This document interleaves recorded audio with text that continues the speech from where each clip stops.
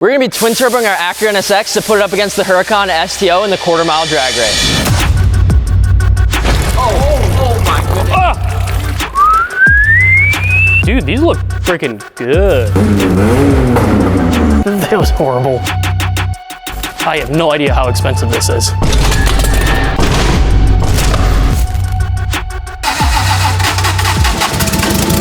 What is up, you guys? My name is Andrew from Fitment Industries. And I'm Austin. Today we're finally starting the build on our Acura NSX. So basically the plans with this NSX, we're gonna drop the engine out of it. We're gonna put lower compression ratio pistons in it to be able to handle big boosts. We're gonna stud it. This thing's gonna hopefully push out 600 horsepower with the help of our sweet twin turbo setup that we're getting. The whole point of doing this build in the first place is to beat this Lamborghini Huracan STO in a race. If you guys don't know, this is owned by our boss Steve, who got it from Travis Scott. This car is a street legal race car. It has a 75% carbon fiber body, a 5.2 liter V10 with 640 horsepower, so this is going to be a crazy race. Once this build is done, we'll take these both to the drag strip and we'll see who wins. Let's get into the build.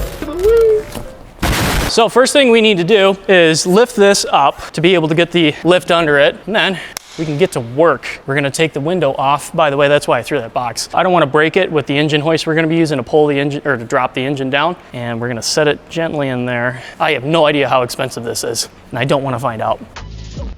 You think Ryan will be mad?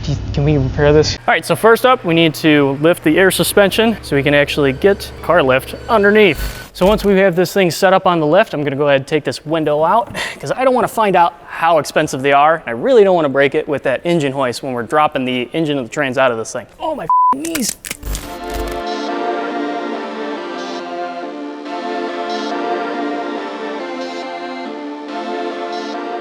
Now that we have the car off the ground, we can go ahead and let all the air out of the system because we will have to remove the rear suspension in order to drop the cradle down with the engine of the trans.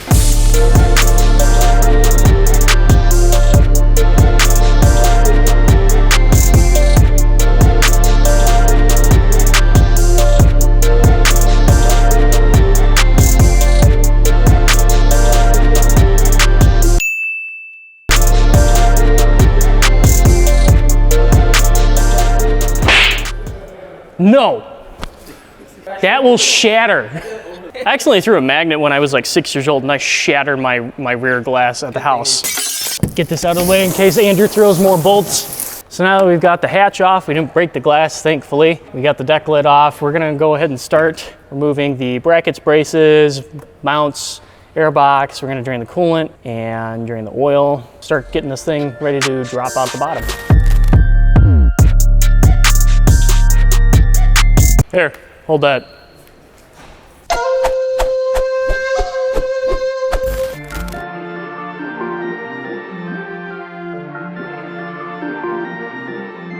All right, wow.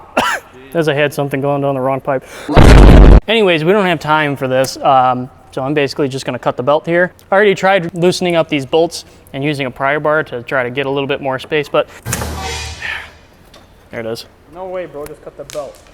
It's okay, we're gonna throw on new ones anyways. So before we get any further, we're gonna need to remove the battery. I'm gonna disconnect the round side. A few moments later. Now that the battery is disconnected, we can continue taking everything apart here, and we don't have to worry about any shorts to grounds or messing up computers, stuff like that, pop fuses.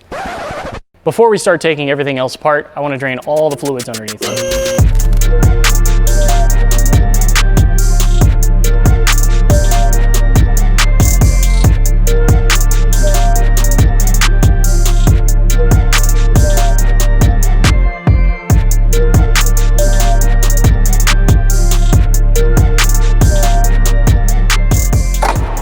That exhaust is dropped and we can finish dropping the hangers here. Probably gonna want to support a couple of things here. This brace probably doesn't do a whole lot. The whole thing's aluminum, so kind of keep it from sagging a little bit.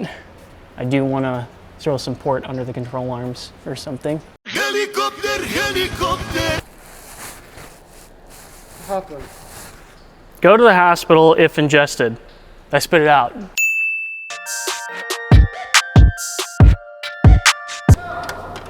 What? Grabbing a ladder. I forgot the socket in the trunk again. Bruh. Known safety rule, never ever step on the top step. Don't ever do it. I don't even do it.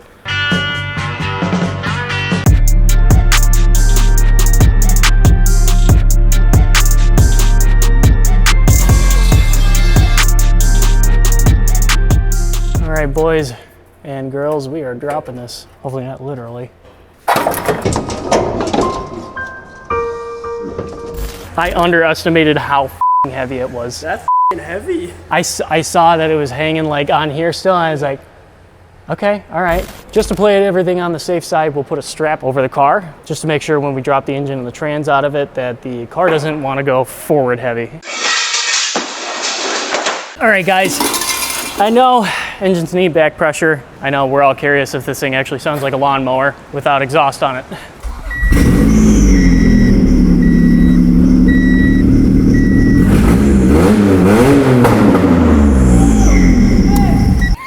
That was horrible.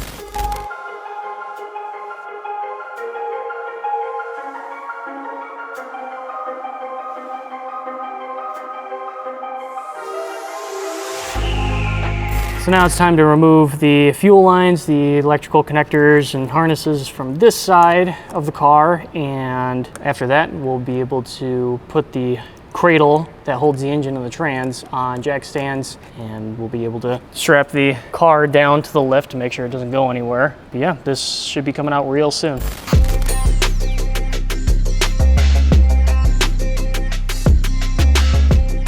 Okay, so I realized that we're gonna need to pivot a little bit, change our plan.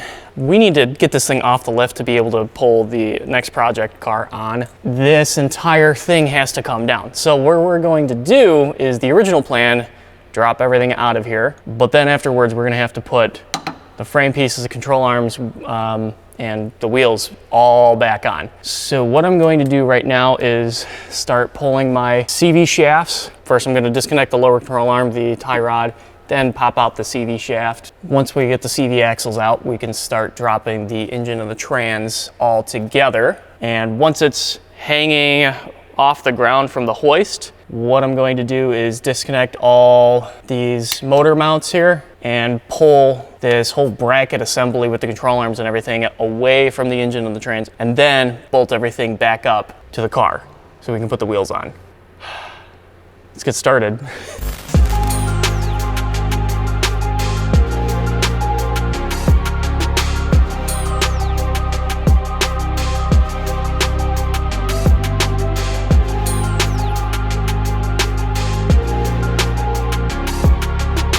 Are you almost done?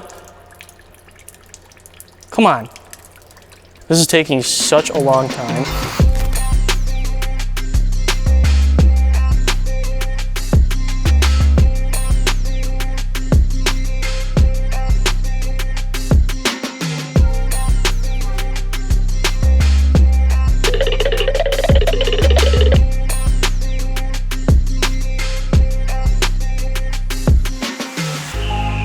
All right, so now we're all set to drop the cradle. The only thing left I need to do is remove brake lines, but I want to make sure that everything comes disconnected first before we start having brake fluid leaking all over the floor.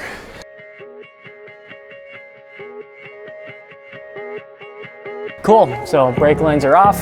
Let's go ahead and get this cradle off.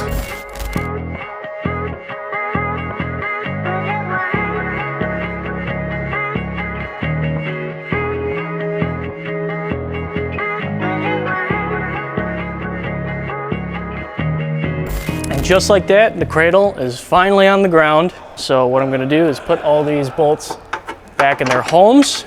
And you can see now that the engine and the trans are barely being held on just by those motor mounts. You can see that one clear as day now.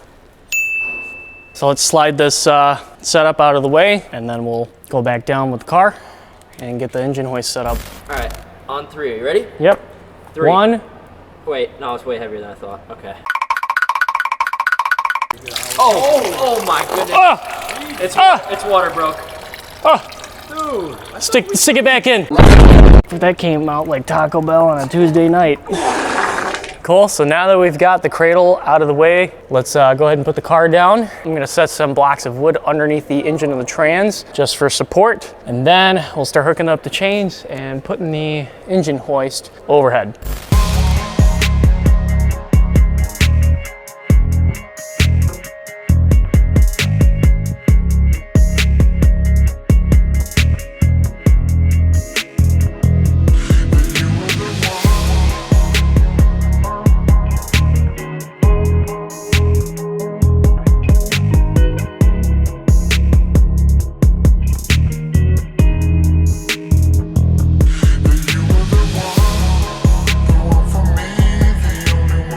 It's out. We did it. Well, I did it. All right, so next what we need to do is separate the engine and the transmission.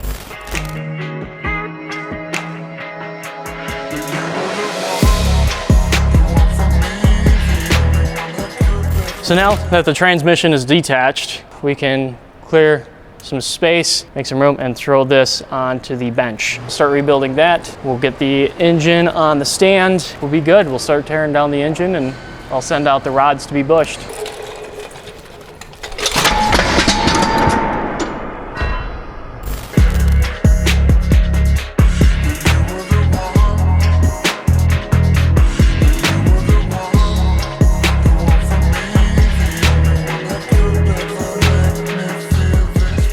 Here's your clutch. A little bit of material left. How old do you think this clutch is? Yeah.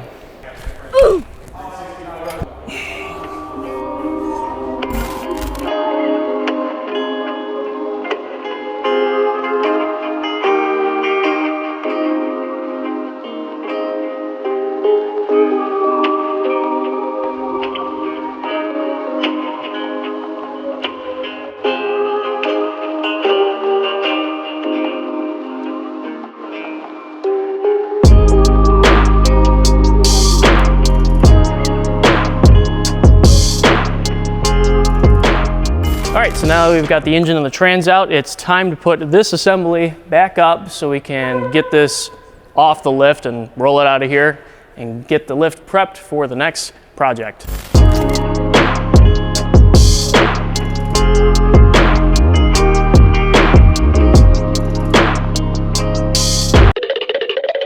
All right, so now that we've got that out of the way, and now the only thing left to do is to put up some of the cross members. I want to put these cables up with bungees, hold them out of the way. I'm gonna hook these parking brake cables back up, hook the brake lines back up, get the sway bar back on here so we can put our shocks back up. Make sure that these control arm bolts are all tight, and once we're done with that, we'll be set to put it on the ground and get this thing off the lift.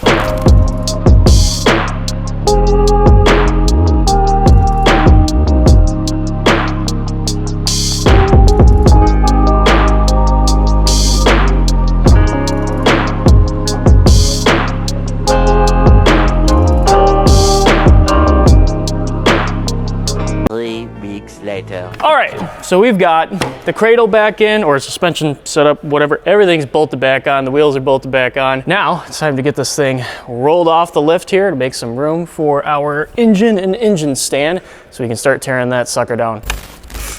I don't know if I trust them.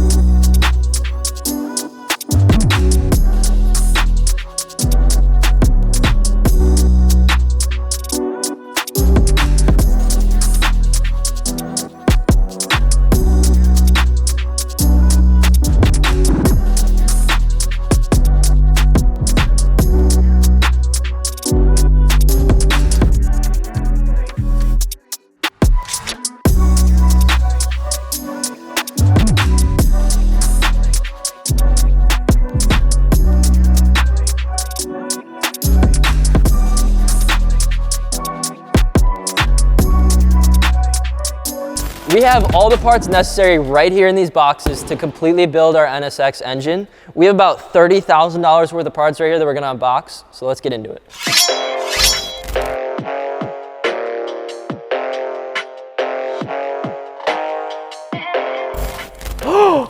Oh my goodness, my UPS Express envelopes. This is the exhaust. Oh, that's a nice looking exhaust. 3 inches, baby, all of it. What did he say? Oh. God. Ooh, this looks like klooch. Performance clutch, baby. That's enough to hold 600 foot-pounds of torque. We didn't get turbos, we got Garrett. Whoever the hell that is.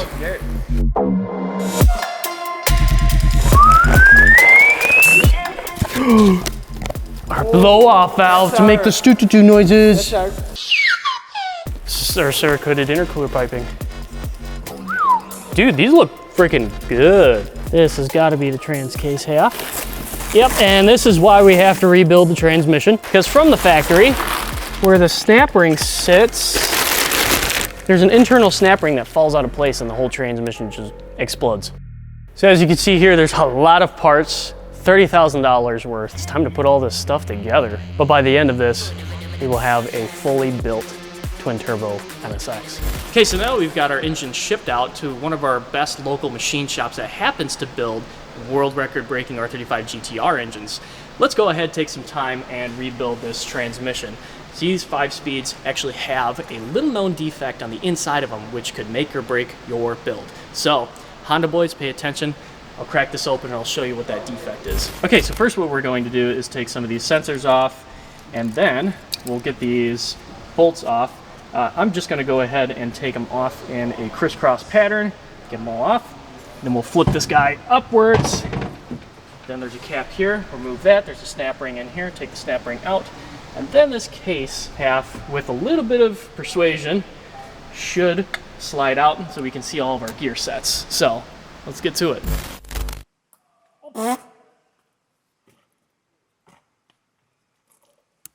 What do you call that one? So this guy is ready to come apart. We've got all of our bolts taken out. There's 4 that are a little bit longer. That's why I have them paint marked, and the side of this case is also paint marked. There's a little snap ring inside of here that's behind this plug that I took off. As soon as I squeezed that snap ring outward, it released the bearing and gear set assembly, and it dropped a little bit inside the case, which is completely normal. That tells you that it's all ready to come out. But I used a pry bar just on this corner here, gently. You don't want to punch a hole through the case, but wedge it up a little bit and popped right up. So this case is ready to come apart. We did end up having a minor casualty though. Moment of silence for my Mach 012. Which is dropped. Uh-oh. So here's our case right here. What dropped was actually just a washer. I gotta clean my hands because I do not have another set of those, so I don't want to damage them. Oh yeah, that's Redneck hand sanitizer, you know. Later, I'm gonna show you guys the little known defect that is pretty much this transmission's Achilles heel if you want to do big power. So we've got these gear sets taken out. I'm gonna show you exactly what I'm replacing here. Some of these bearings are good, some of them are good. That's actually good.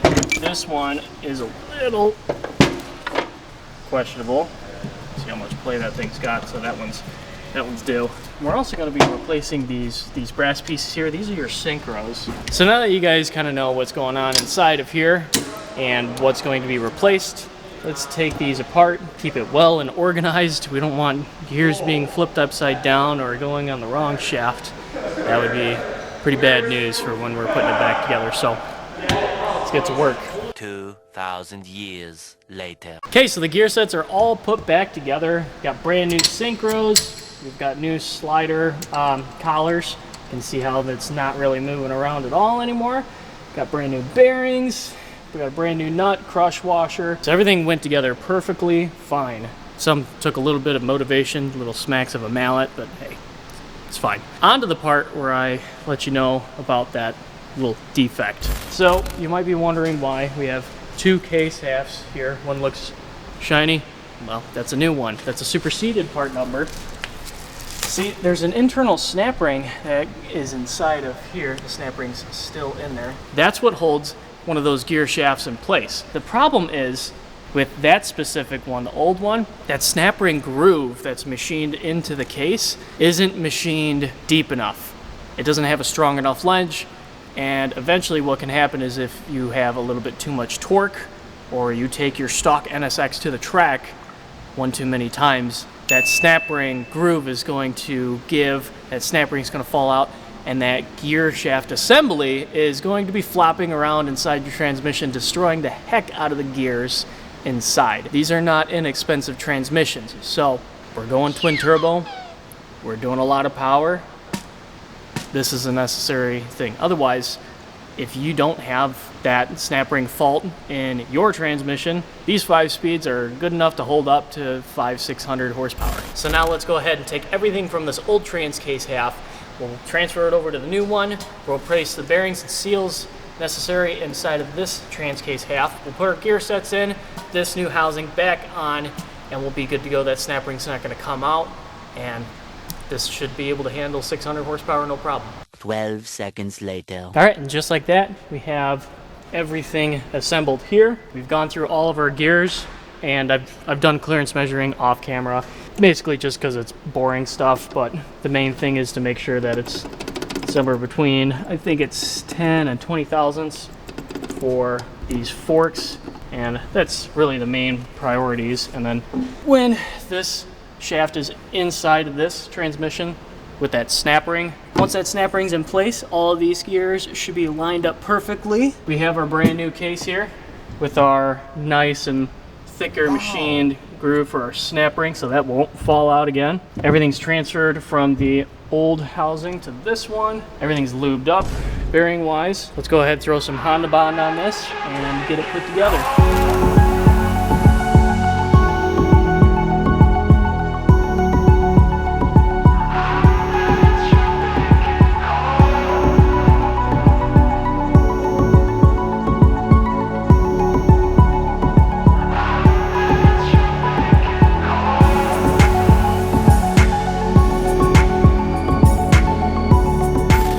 Do right now is flip the transmission over and make sure this snap ring seats into place.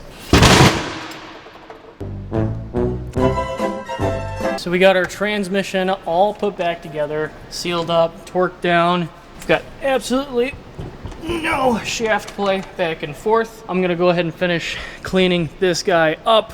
It's gonna take quite a while. We're gonna try to get it almost as shiny as this, but that's almost impossible. And then this thing will be ready to get a new throwout bearing and clutch.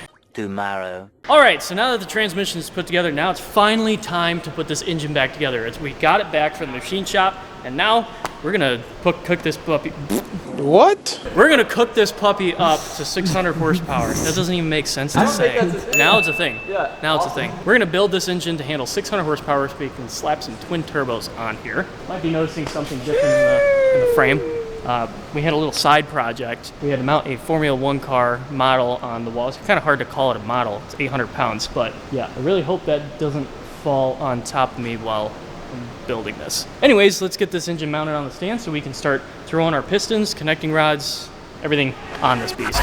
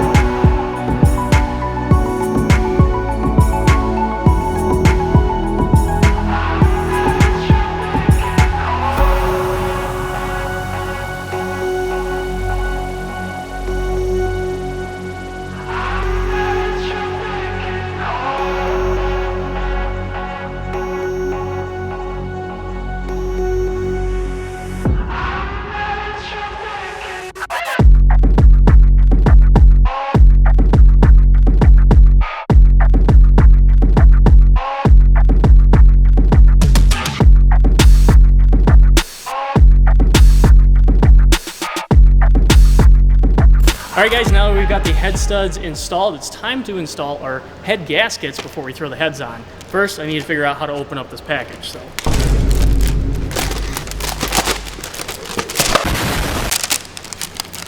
Are you supposed to open it like that? Fuck. These are the backups. What, you want to use the scissors for those too? Probably not. Never, ever, ever bend a head gasket. If you bend these, you're done. You are done. I think like what, a few more hours and you'll be done? Yeah, the whole car will be done. A few more hours. Right? Just a few more hours? Precisely. Austin, this is a f***ing mess, bro. What the hell? It's organized. It's organized? It's an organized mess. So good.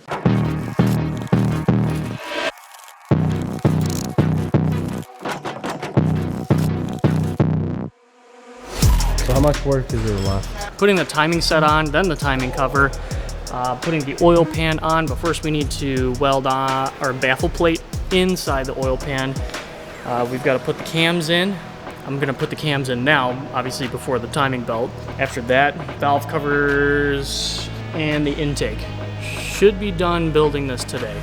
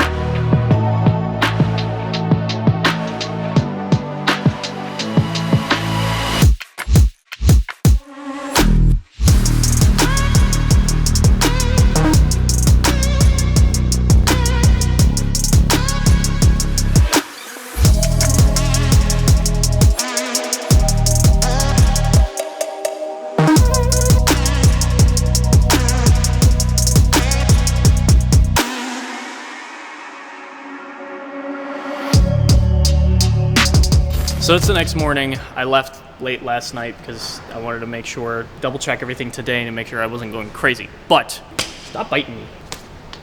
What is biting you? Bro, a fly. A fly? Dude, I've been I getting... see it. Look, it's on you again. Get his ass. I've been getting bit by fucking- flies for the last 3 days. In here? Yeah. We do have a serious issue with these heads. I did a leak down test. We are pissing air out of the intake valves and the exhaust valves on almost every single cylinder. Number 3, that's the only good boy right now. That one's got about 15% leak down. The rest of them up to 75. So I'm gonna take the heads back off, bring them back to the machine shop and see if, one, either they messed up the lapping and cutting process of the valve seats where they're not sealing correctly anymore, or number 2, if we are having a warping issue. Since we're using head studs now, there's a considerable amount of more torque applied to these heads. So let me get the heads off, take it back to the machine shop, see what they say. Should be done building this today. One eternity later. Okay, so we finally got the heads put back on, got them back from the machine shop. Apparently they passed a vacuum test, but they didn't pass a flashlight test. So they redid all the valves and seats, and now it's passing with 20% leak down, which is fine. It works. It's remember, it's a boosted engine, so the gap between the rings is going to be a slightly more, so that explains the extra percentage there. Now we're gonna go ahead and take care of welding the baffle on the oil pan. I already put on our harmonic balancer. It's an aftermarket ATI1. These are pressed on, so I didn't have the $200 tool to do it, so just be careful and put a heat gun on it. That way I could slip it over and torque the bolt to whatever it needs to be. So unfortunately, since we've had a few setbacks here, probably like 3 days worth, we don't have time to put all of this aftermarket beauty in right now. That's gonna have to go on to the next video. So we're just gonna focus on getting the engine and the trans in the NSX today and making sure it starts.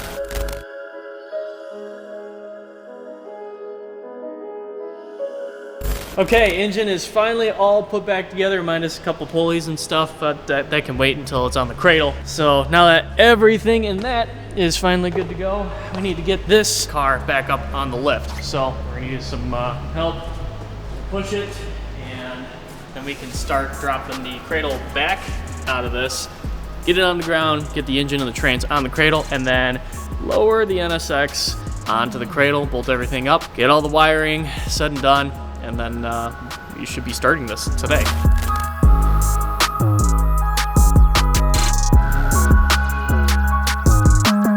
Go forward. I'm trying. Gear. Which I don't know what forward is. Where's forward? Install it. He doesn't know how to drive manual. I think I stalled. No. Make sure you don't forget the socket in the trunk again for the wheels.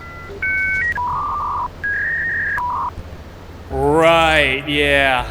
Okay, yeah, no, I was definitely gonna forget that. Grabbing a ladder, I forgot the socket in the trunk again. Bruh.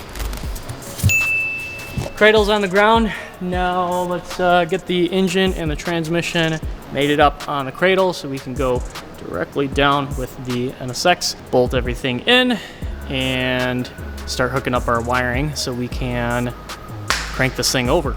This guy is our brand new lightweight clutch assembly with the flywheel, and I can hold it with one hand. Also comes with throwout bearing. It's pretty nice. And then there's this guy. This is the old one.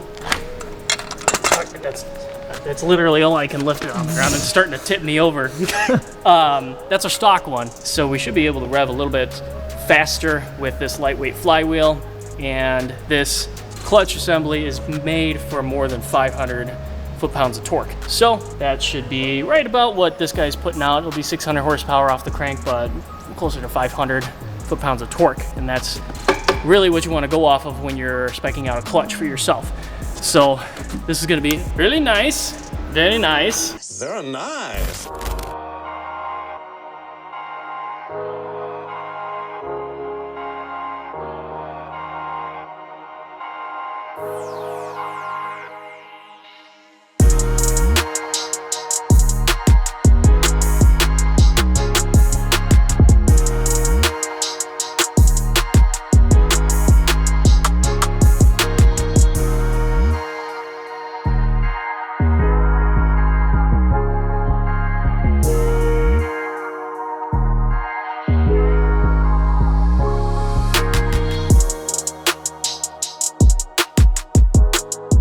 Okay, so we are now to the point where we're dropping the car back onto the cradle here. Had to makeshift some blocks of wood. I had to raise it up the cradle a little bit more just to get the crane underneath of it. Otherwise, it's scratched. And then there is no mount on this side yet until it's up there. So had to put the oil pan on blocks of wood there. So it works. Already added oil, made sure compression still felt like it was pretty good. Let's go ahead and get this thing dropped down, get some bolts up, and start connecting some stuff. I'm probably gonna leave the cooling system undone for now. We just need to make sure it starts and idles. Don't really need the cooling system hooked up for that.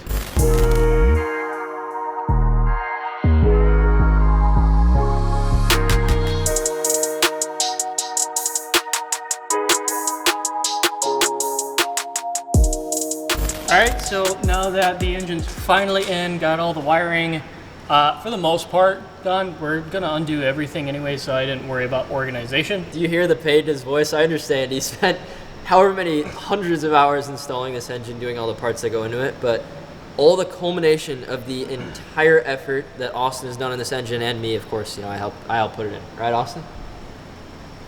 All the effort Austin has spent putting in this engine, we are finally going to see if it works or if it blows up right now. I have all the injectors pulled so that way we can cycle oil through the new engine components pretty much. Don't want to run it dry, so we're gonna make sure everything's properly lubricated first before we plug the injectors back in and start the sucker, and hopefully we've got no misfires. It's probably gonna run pretty rough because this is less compression. It's like 9.2 to 1, which it's not that much difference, but compared to what the NSX was stuck, it's a considerable amount, so it's probably not gonna run right. O2 sensors aren't even hooked up. There's no exhaust on it, so if it starts and idles, it's gonna be rough, but that's all we wanted to make sure is that it starts and idles. That's the important part before we get to boosting this sucker. It is currently 12:32 in the morning, and we are still here working on this engine, so this guy's tired. I know he wants to see this thing start up, and so do I. This will be sick, so let's do it. Are you guys ready? We are finally starting this NSX after literally months of work. It has come down to this very moment. We're gonna start the NSX and see if it starts up. Okay, we are cooked. Is it cooked? No. That was just to prime the oil system, get oil pretty much everywhere where it needs to be. And now we're gonna check our oil level, and it should have gone down just a little bit. And there we go. We have gone down about half quart, so now we're full. So we've confirmed that oil has gone through all the places that it's needed to. All right, now we're gonna go plug all the injectors in. Who the f is calling? It is crazy because what? 2 hours ago there was literally no engine in here. This was just like a roller car, and now it's cranking, and hopefully it'll start up tonight. All right, Austin, what gear do you want it in? Do you want it left, right, center, down? See if you can push it through the floor. Okay, so everything's connected that needs to be connected now to get it to start. Let's see what it does.